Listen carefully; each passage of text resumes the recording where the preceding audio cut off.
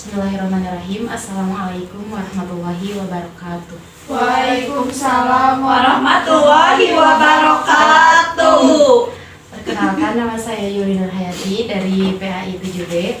Di sini akan mempresentasikan materi sedikit mengenai fungsi majelis taklim di tengah pesatnya pembangunan dari buku Kapitas Lekta Pendidikan Islam, karya Profesor Haji Muzayyin Arifin MED.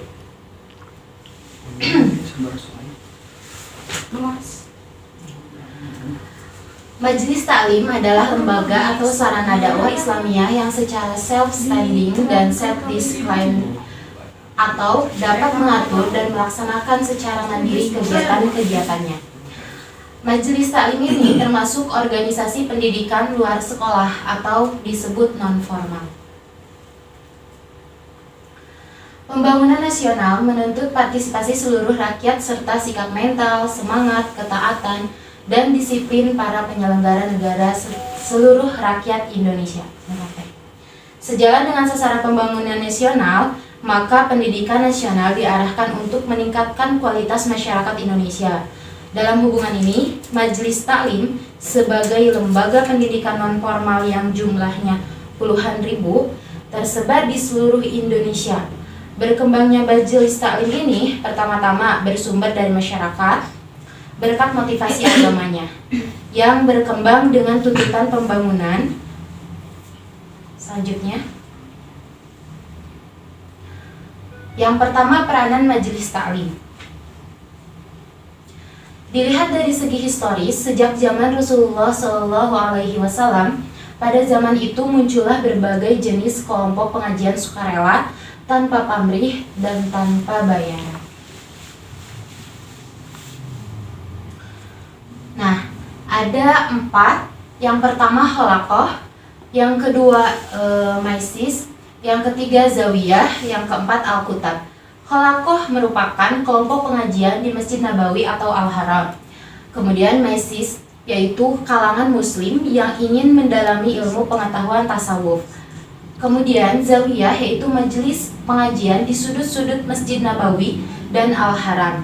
Dan Al-Kutab, yaitu kelompok pengajian khusus anak-anak. Selanjutnya, Ada Teh Astrid. Majelis-majelis taklim merupakan wadah atau wahana dalam Islam yang murni. Oke, selanjutnya. Nah, Majelis Taklim ini berperan sentral pada pembinaan dan peningkatan kualitas hidup umat Islam, sehingga menjadikan umat Islam sebagai ummatan wasahatan atau umat terbaik.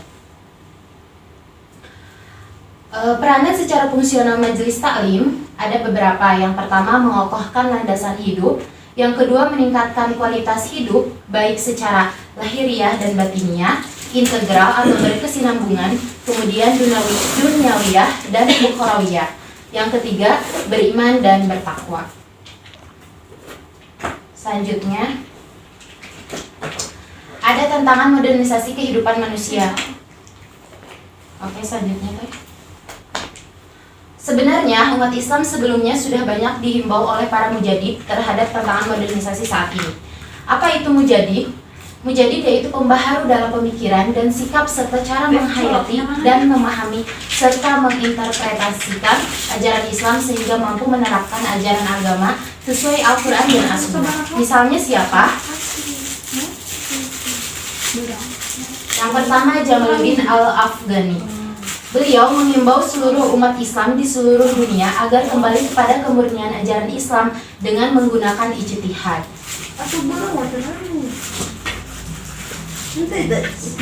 Menurutnya, taklid dan sikap dogmatik akan membawa kepada kemujudan atau statisme dan kemunduran. Nah, ulama masa kini dan masa depan harus merupakan sosok ulama ilmuwan yang mengetahui dan memahami tuntunan modernisasi umat. Setiap memahami dan menghayati ide-ide modernisasi dari luar yang membawa nilai-nilai sekuler itu harus dapat diseleksi ajaran agamanya agar tidak menimbulkan dampak yang merusak terhadap nilai-nilai religius yang telah ada. Nah, ulama ilmuwan yang arif terhadap segala tantangan lingkungan sekitar adalah pemimpin non formal yang berjiwa membimbing dan mengarahkan pengikutnya. Selanjutnya,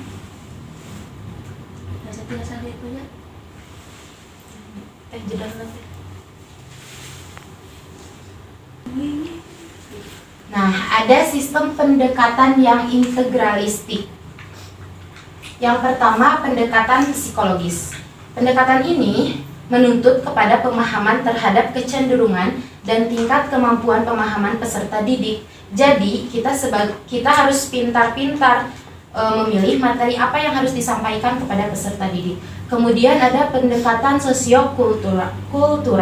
Ini yaitu pendekatan agar kita dapat bersikap komunikatif dan interaktif, jadi bisa mencairkan suasana.